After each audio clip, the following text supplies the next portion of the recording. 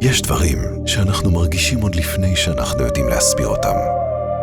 תכנון חלל נכון, פרופורציה מושלמת, ביצוע מדויק שמפגיש אור עם חומר. עיצוב מקיף אותנו בכל רגע בחיים. והוא אף פעם לא רק ויזואלי. הוא משפיע על התחושות שלנו, על ההתנהגות שלנו, ועל הדרך שבה אנחנו חווים מקום.